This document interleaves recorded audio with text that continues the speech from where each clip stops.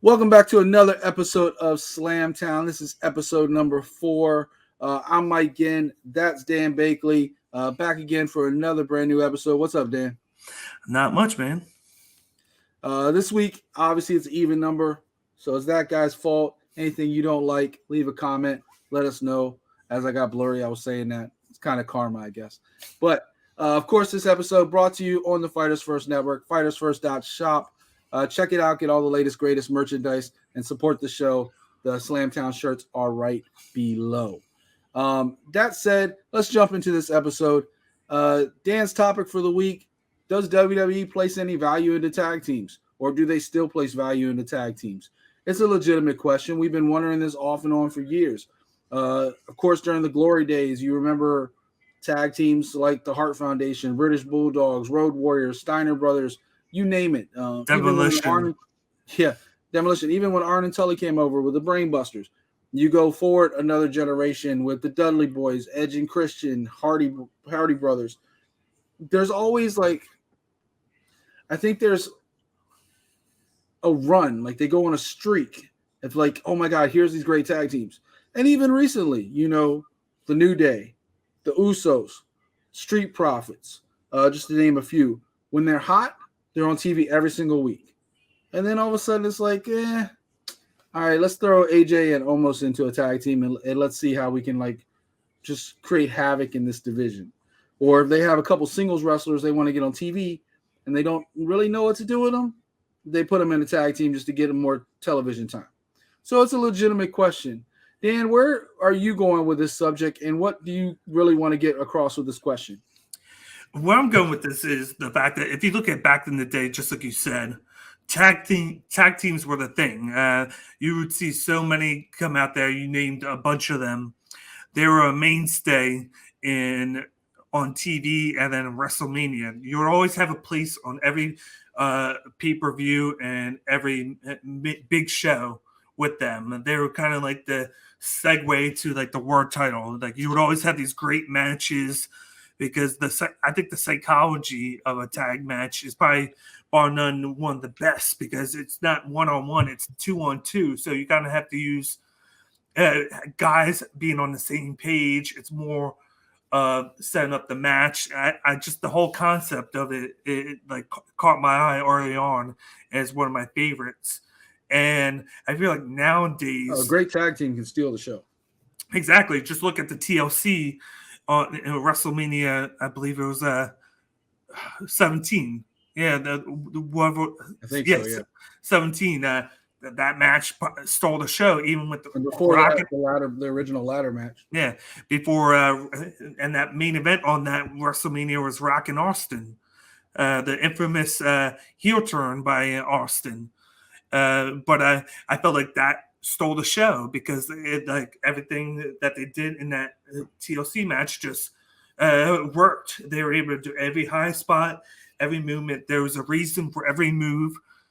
And I feel like nowadays the importance of tag team has kind of significantly dropped in WWE.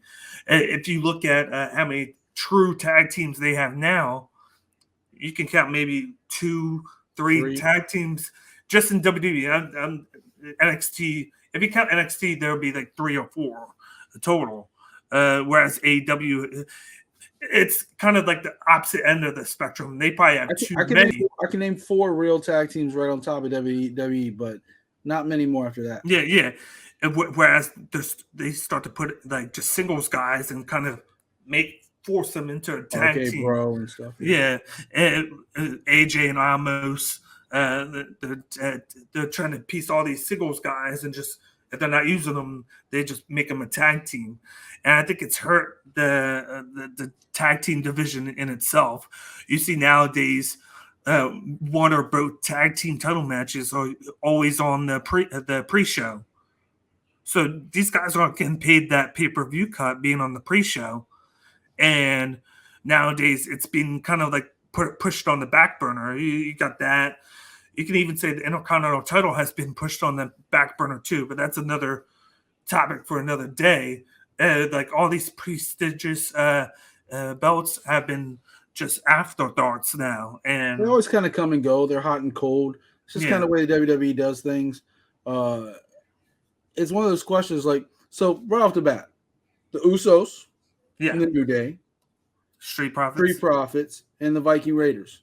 Those are the four real tag teams that came up as tag team wrestlers, developed. Of course, they're even talking about breaking up the Street Profits at this point because Montez Ford's getting ready to be a breakout star. Yeah. I remember, funny enough, I think it was like a year ago during the pandemic, I was debating whether, because it was at the time, it was the Street Profits going against Andrade and Garza. And I was like watching Garza and Ford go at it. And I'm like, these two both have the potential to be in a world title feud years from now. Kind of like the way Booker T broke out of Harlem Heat, and kind of the way, you know, some of these tag teams go. Scott Steiner broke out of the Steiner brothers and kind of became a big name. Eventually, you're always going to see Shawn Michaels and the Rockers. Like, there's always usually one bigger star than the other. And eventually you kind of see it. The British Bulldogs brought back Davey and not Dynamite because of, I mean, there was more behind the scenes stuff. Brett broke out of the Hart Foundation.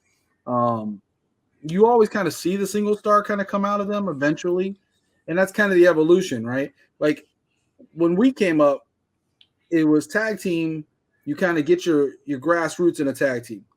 And then one usually develops a little bit faster than the other, and then they break apart. And sometimes you get lucky and both are stars. Most of the time it's one or the other, and they kind of go their separate ways.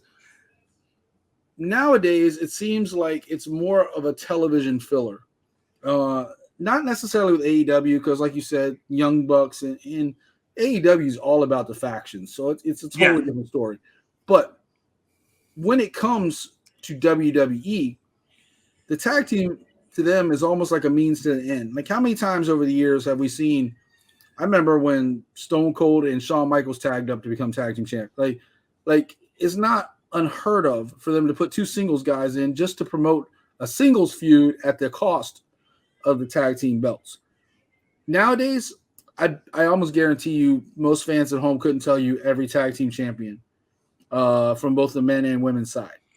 I think one thing that they missed an opportunity on years ago, and actually saw the one guy wrestle at Royal Rumble, was American Alpha. I think they were a tag team that could have been big for years. And now, even before Jason Jordan got hurt, they broke them up. They were great in NXT. They had the great combination. They're both wrestlers. They both had the gimmick and just everything, the phrase. They broke them up after 7 months on SmackDown. They moved Jason Jordan to Raw, and then then that was it. And then they kind of did the same thing with Heavy Machinery. Otis. With Otis, he's the one that caught the eye. They were a pretty decent tag team, and they weren't flashy, but they were decent. They broke them up, and then what did they do? They're like, oh, these are two guys that got broken away from tag teams. Let's pair Otis with the Gable now, and now they're together, sort of.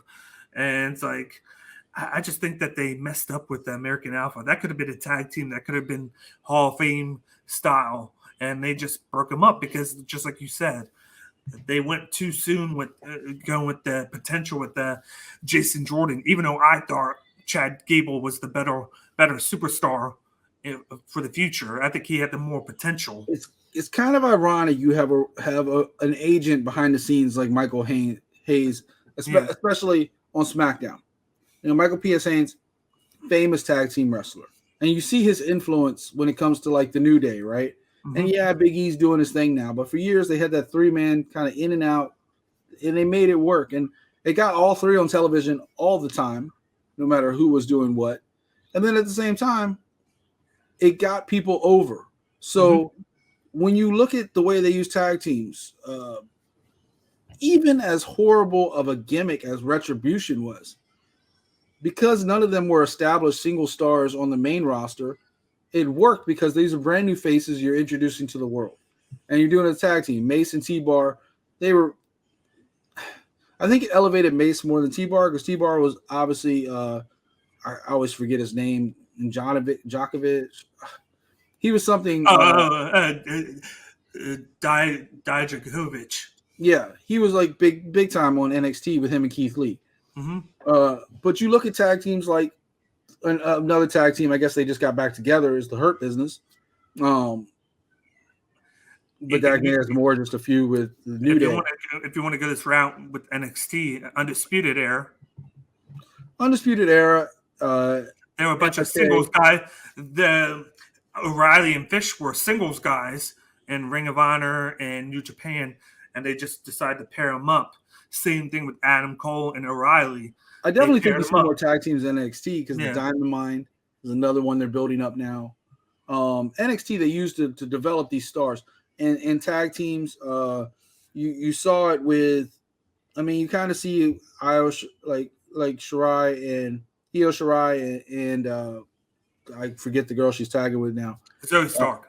Zoe Stark, and they're like two singles wrestlers that got put together, and they're kind of gelling as a tag team. Mm-hmm.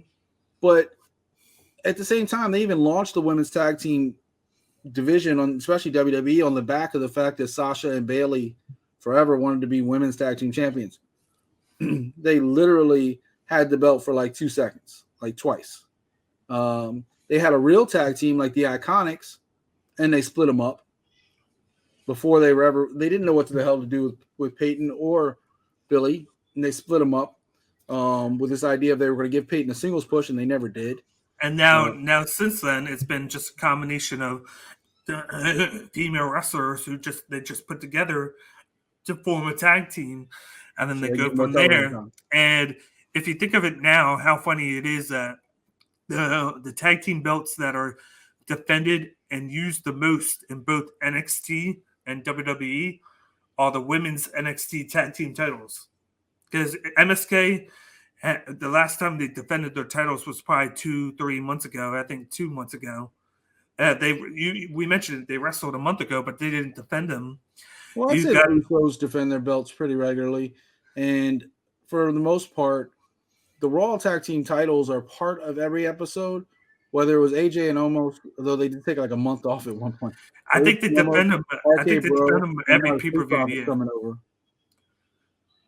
But then I think they're defended, but they're not like, they're just there. Like, oh, let's wrestle the same tag team. Like Dominic and Rey Mysterio, that was the highlight of the Usos' reign so far. They wrestled them at each pay-per-view 3 times. And then they finally moved on, and they haven't had, like, they did a thing with the Street Profits. I got excited they were about to have a program with Street Profits, and then they drafted the Street Profits over to Raw. Mm-hmm. And now you see them going on to Raw. I think, didn't they just wrestle RK Bro? They won by disqualification. They'll get a title shot later. Yeah, and I think that's going to be a later thing, but they're not really defend them more often or used. But you see Stark and Shirai wrestle. I feel like they defend them every 2-3 weeks. They're trying to get them defend them often, and which is funny because they're just two people that are paired together right now because they didn't really have anything going on. They took the belt off Shirai and they wanted to keep her on TV. Yeah, and then I was surprised she didn't get drafted to Raw or SmackDown, but that's I am too, and that's another one they broke up. I remember her and Kari as part of the Pirate, what are they called, the Air Pirates, something like that. And then they broke them up and put Kairi Sane with Asuka. Yeah, instead of just bringing up Shirai and having that as a tag team. And then instead of bringing her up, they brought up Xia Li. Yeah. To SmackDown. And I actually like Xia Li a lot. I think she has a very bright future. She has a great look. I think the fact that she went to SmackDown is really good. Just like I think the people that they brought up from NXT, that they brought to SmackDown was a really good move. Bringing her up to SmackDown, bringing Ridge Holland up to SmackDown, even though he was only in NXT for a couple of months, was smart because they worry about their development more than Raw does as a whole, because Fox puts effort into the show. Whereas, what would you like to see as far as WWE tag teams go? actual tag teams. I want them to bring tag teams in. But define actual tag teams, because for real, a lot of wrestlers, like we just talked about it, Undisputed Era was 4 singles wrestlers that got put together as a team in NXT because people hadn't really seen them on the indie circuit. Well, look so a who lot of these guys are already singles wrestlers put together as tag teams. We just didn't know that before then. Yeah, look at MSK; they're a tag team. And they've been a tag team for a long time. The Rascals, Yeah. They were obviously the Rascals in Impact. Yeah, they're paired with Chris Bay, and who now is in New Japan. But but they're actual tag team. You got Miguel in Impact. Yeah.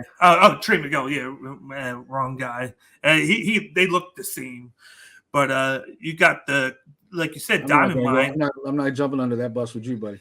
But you got Diamond Mine, where those two guys are a tag team. They're pushing them high. I thought that they should have pushed Authors of Pain when they had them a lot more than they did. That was injury problems. Yeah, you have the two guys that were with Jinder Mahal. The Jinder Mahal. They just broke them up. They just broke them up. Jinder Mahal and the one are on one show. The other guy's on the other show. I think Zanki's the one on the opposite show. You break them up. They put the one that won the $1 million arm thing by himself, I think. You break them up. Look at the women's tag team. The only tag team that's together is Ripley and Nikki ASH. By the way, if anybody's seen Rhea's title belt, please return it. Thank you. Everybody else they broke up. They broke up a short-lived tag team of Shotzi Blackheart and Tia Knox. I'm glad they broke that one up because they weren't together on NXT, but they wanted to bring them both up at the same time. Well, it's because they put them in like a rush tag team that made no sense because Tegan and Shotzi just aren't the same. Like they're not cohesive. Like they played it off well.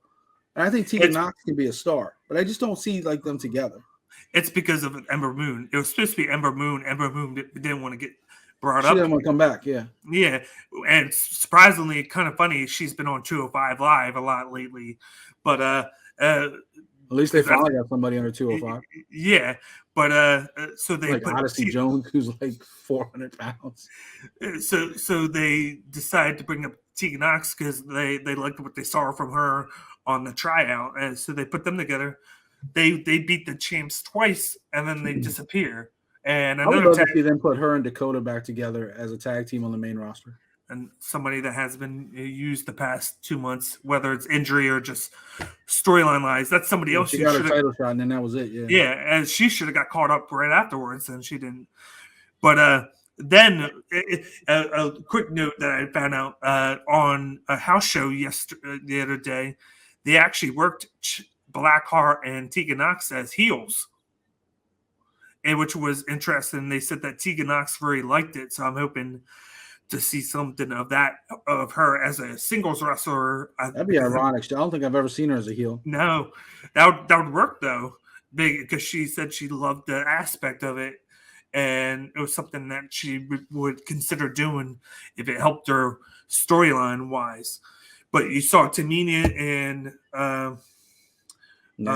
Natty break up. You see all the tag teams get broken up that were a tag team or used as a tag team. And so the only one left are all the champs. So it's like, I think that was the biggest fear of when they first made the women's tag team titles for WWE, is that there wasn't enough longevity in tag teams in WWE. Now, obviously, Bayley and Sasha had a personal reason for wanting that. Like that was their like dream. Like they'd had it since like they started out together. Like we're gonna make women's tag team titles, and then they did it for them. And then you had like a real tag team like the Iconics win it.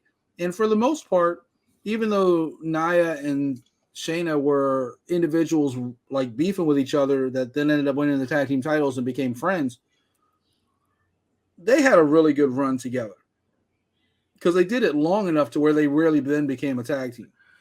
Two singles wrestlers with tag team long enough, then eventually, like RK Bro, I consider them a tag team now. Yeah.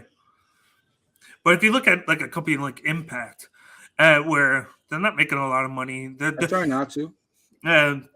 Like I've started to pay attention to them a lot. Like they're actually doing really good now. I feel like because they've cut back on the cost of sets by doing that small arena, not a lot of fans, because they're trying to build the product up to the point to where that they're making money because they're not forking out all that money on cost.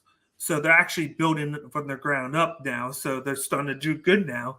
But they have a good women's tag team. They got a good tag team division because they're trying to build stars that way. You see that women's tag team division Impact, it's really good because they really invest in it. They created tag teams, even if it's short-lived. You still have somebody there. You still have a challenger waiting in the wings to challenge them. They're using it week by week or even every other week, and it's defended every month at a pay-per-view or every other pay-per-view that they have. The tag team division is used just like it should be. It's a focus. I feel like WWE's like they're the big bad program. Do you think? Sorry, you just kind of popped something in my mind. Yeah. Do you think the problem with WWE tag teams is that they don't have as many factions anymore? Like, I think AEW has too many factions, but at the same time, you don't have you have the ones, obviously the bloodline. After that, I don't really think of any factions in WWE. New Day, I guess, when they're at any time like together, the Hurt Business, when it's convenient nowadays for Bobby Lashley because MVP's hurt and out for a while. But there aren't too many factions, and a lot of these tag teams in AEW come from the factions, right? Like you have real tag teams like the Lucha Brothers, Santana Ortiz, the Jungle Brother, like the Jungle, what the hell are they called? Jurassic Express. You have real tag teams, FTR obviously, who now are the AAA champions. You have a lot of real tag teams, but those real tag teams, kind of like Four Horsemen style, are part of a faction. So at any given time, you could have Jericho and Hager or Jericho and Sammy or anything within the inner circle. You can have any members of the Pinnacle together, like with Shawn Spears or Wardlow and MJF. And like, so you have more tag team wrestling because they're trying to fit so many people into a 2-hour show or a 1-hour show on Rampage or any of their AEW Dark Elevation. The WWE doesn't have so many factions like they used to. You don't have Foundation. You don't have any of those. I don't think it's that because then you also got the Acclaimed, their tag team that they use. The Lucha Brothers, they're just a tag team. They just have. Don't forget about the Hit Squad coming to SmackDown too. Who? Oh, Hit Squad. Yeah, I'm pumped about them. I love them. Like, they got one of the best gimmicks right now. Yeah, I know they're going to ruin them, but I love them. Yeah, but I know what to do with that. But AEW just has tag teams in general. I don't think it's and Max, you don't want no part of Top Dollar. No, but I don't think it's just factions. I just think that WWE is saturated with so many singles stars. They've put so much into bringing in stars from other companies, just singles wise. They've kind of forgot about the tag team itself. Where it's think the brand extension has something to do with it? I'm just trying to figure out reasons why they don't do it. You think that would help them because then he could kind of put tag teams on here. But I mean, honestly, I feel like, they had all those roster cuts earlier this year because of economics, finances, the pandemic. They had all these roster cuts, and I started thinking about it. I was like, these roster cuts aren't a bad thing. It gives more talent to other organizations, AEW, Impact, so on and so forth. You saw another tag team like the Good Brothers now are actually going on both rosters. But also, I feel like WWE has too many people. And a lot of times, like, the tag teams do get ruined because they throw in singles wrestlers together because they're just trying to get them TV time at this point. They don't have anything creative for them. They're like, throw wrestler A and wrestler B together, make them attack AJ and Omos, right? Like, they want Omos to get experience, pair them up with a veteran like AJ. They don't have anything for AJ as far as the world title picture right now. Put him in that. But isn't it a problem though when you got a star like AJ where you don't have it, where you don't have anything for him? I mean, for real though, and paying him that money. AJ. Look, I'm one of the hugest AJ Styles fans in the world. I got his Funko Pop right above my head. But let's be real, they kind of overbooked him coming in, right? They booked him immediately that big Royal Rumble appearance, into the world title picture, into the Undertaker situation, into more world titles. Eventually, you got to take a break and give somebody else a spot. They continually do it for Roman Reigns. And he's hot right now with the heel turn, but they took a break from Roman too, though. Not really. Remember his U.S. title run? Yeah, but still a U.S. title run where they didn't put him into a tag team. He just dropped from the world title. He just dropped. Then they brought him back. No, he was doing this for years after that, but they went from world title to U.S. title, and he did that. But he was continuously doing the U.S. title from week to week. This they never threw him right into a tag team with a guy to help a tall Amos out. They just continued him as Roman Reigns. I don't think very many wrestlers have the humility of an AJ Styles. Like AJ, I think is a more humble guy. He's been there. He's done that.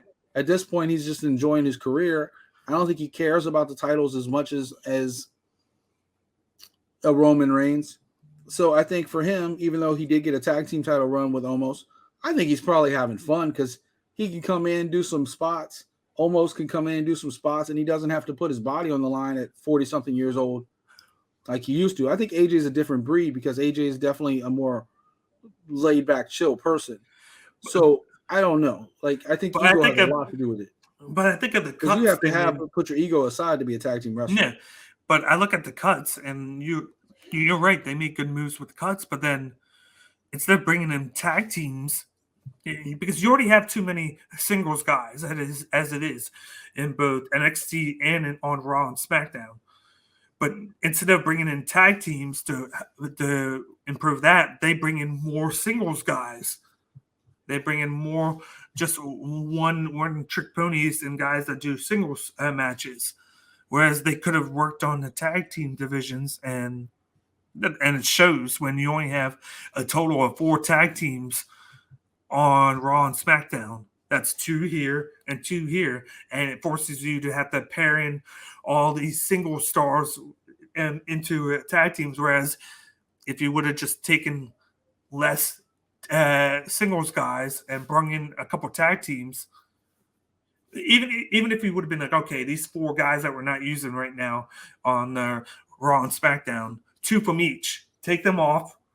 Send them back to NXT, but bring in 2 tag teams. At least then you would have 3 and 3. I could have worked with that. Then you would have had like 6 months of these 2, then these 2, and then these 2. You could have paired differently and then swapped. And then you would have you could do so much with 6 tag teams total. Then you can with 4, and then try to add to it. But Vince decided, okay, I'm going to bring all these singles guys in. Like I think his mindset is singles, and I think it's not working. I think the world title is one thing because you got competitors, but then we've made the statement that the U.S. title, the IC title, and the tag titles aren't what they used to be.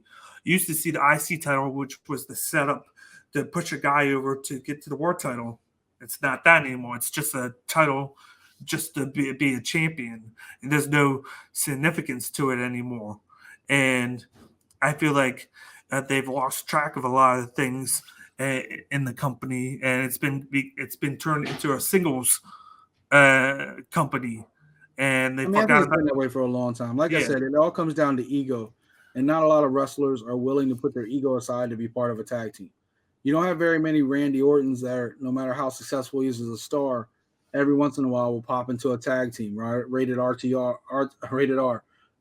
and then rated RKO. Sorry, rated RKO. You don't have people like AJ that's going to go with Omos. You don't have too many of those guys. Like Roman, even though he kind of is doing like a little bit of a faction thing right now, he's still his show, but he's also doing it with his cousins. Like that's family. Yeah. You're gonna put your ego aside for family. And he's they're not with Seth anymore. I'm fine with that because they're a true tag team. The Usos, yeah. They've been tag team forever, and that they're the exception to this because I feel like you don't have any more Road Warriors. You don't have any more Steiner Brothers. You don't have any more Harlem Heat. You don't have any more Hart Foundation. Some of these tag teams, the Dudley Boys, the Hardy Brothers, Well, there is a Rock and Devon's Roll Express. Like that stuff doesn't Devon's exist anymore. Well, I mean, Rock Devon's and Roll Express always exists. Devon has twin sons that wrestle. You don't think that they would have thought about bringing them in because he's a producer there. I mean, I'm sure they are, but that doesn't mean they're going to keep him as a tag team. But that would, I think that they would. But I don't even think that they're on their radar because they don't think about tag teams. They think about singles. And I think that the one thing what I've seen over in AEW is they've given a lot of tag teams chances and exposure. And I think they got work over there to do with the finding time. And I think they've had a lot of programs, and I think that was part of the reason was they got so many tag teams there, and they want a platform for all of them to be used. But I feel like if they can use a 1 hour Rampage and somehow still find time in that 1 hour to give a tag team match into it each week, and then they at least have one, maybe two on Dynamite, and that's it, then WWE should have no problems doing it with the Raw and SmackDown. I think not just force it. I think to answer your question, I think to bring this whole thing full circle, I think it's on the wrestlers, because I don't have a problem with two singles guys teaming up if they embrace it. Like they put Daniel Bryan, aka Bryan Danielson, and Kane together, and everybody's like, "Ha ha, look at this!" And they became Team Hell No. They became a real tag team because both guys invested themselves into. Yeah. All right, we don't have a singles run. We don't have a singles run. They're gonna put us in a tag team. Let's make the most of this thing. Let's make it cool. And they did that. And you have to have two wrestlers that are willing to invest. Now, this isn't a Hulk Hogan Macho Man situation. This is, Randy Orton and Matt Riddle. Neither one had anything going on singles-wise. They started clicking backstage. Rated RK Bro. Guess what? Now they got TV time. It's egos. It's 100% egos. And Vince, for his part, wants to make money. They were about to break up the Street Profits. They realized they still got some money invested in there. They know eventually Montez Ford's going to be the breakout star. I think Dawkins is pretty damn good. I think he's very underrated. And I think once the tag team kind of breaks up, I think he's going to be the one to suffer, unfortunately. But Vince is always going to book a single, it's always the WWE champion or Universal champion and then everybody else. And I think that's a whole nother episode talking about how they undervalue the WWE championship nowadays. But when it comes to tag teams, I really feel that they're never going to ever have a full, forever run.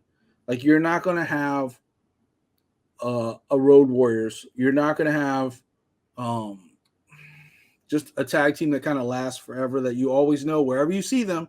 A Young Bucks, another great example, Young Bucks. That that's a tag team. And I think that's because they don't treat it. The New Day's probably as close as you're going to get now. Yeah, I don't think that's because they don't treat it the same way. I think to WWE, tag team's an afterthought. They milk it, and then it's like, okay, you guys have been a tag team for 7 months. Let's move on.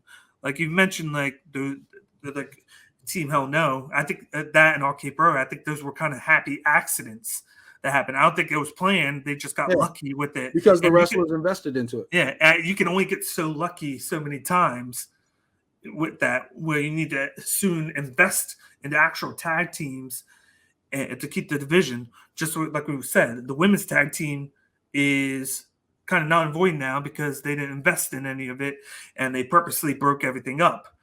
If they fix it later on, if they have a bigger vision with it in the future, that's one thing. But right now, I don't see it.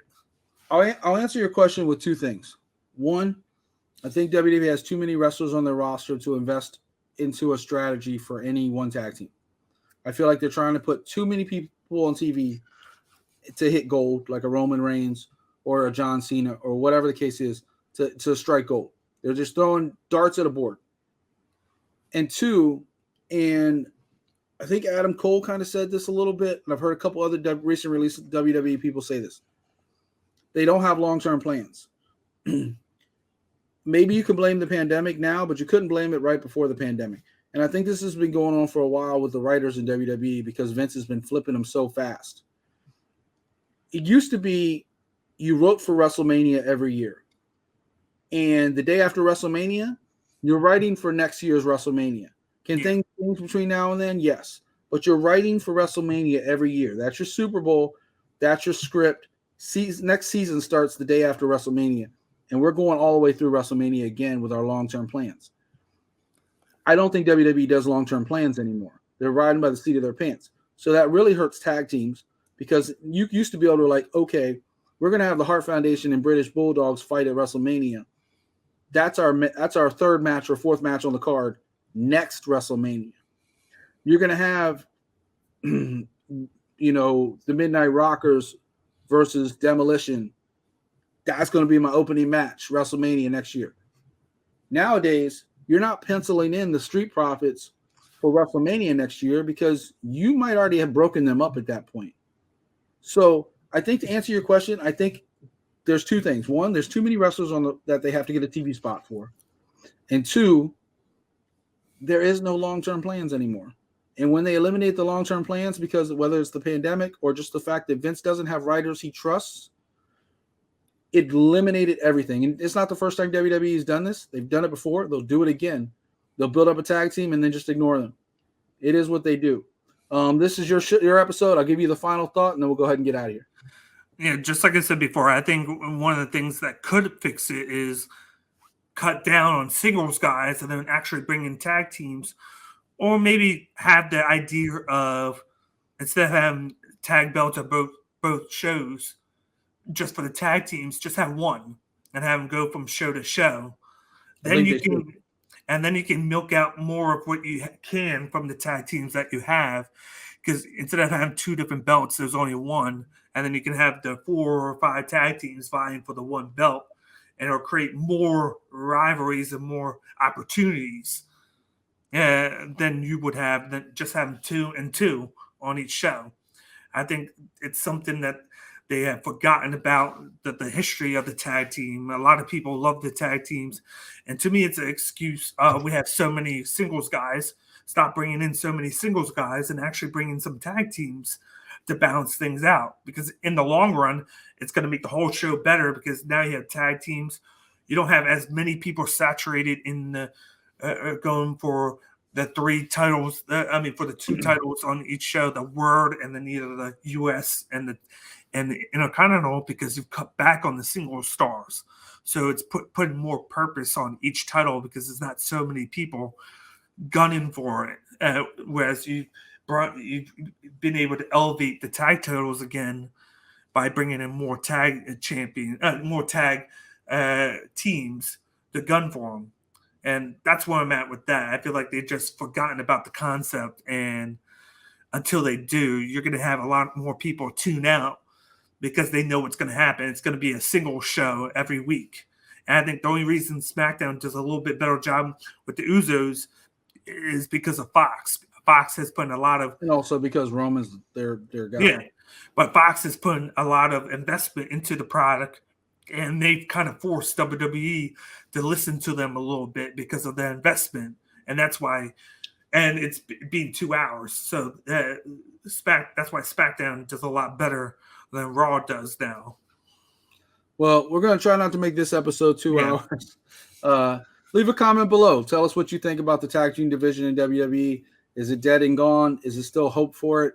Let us know your thoughts. Make sure you like and subscribe. Of course, check out fightersfirst.shop.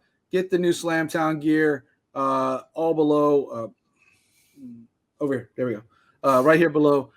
Check out that. Go to fightersfirst.shop. Show some love, support, and get some of the dopest combat sports inspired streetwear in the game. And of course, check out that British Bulldog collection. If you like tag teams, that's one of the pioneers right there. Mm-hmm. So let us know your thoughts for this episode. That is a wrap. He's Dan Bakley. I'm Mike Ginn. Thank you for watching. Jump in the conversation. Don't be shy. And we'll see you next week. We're out. See you guys.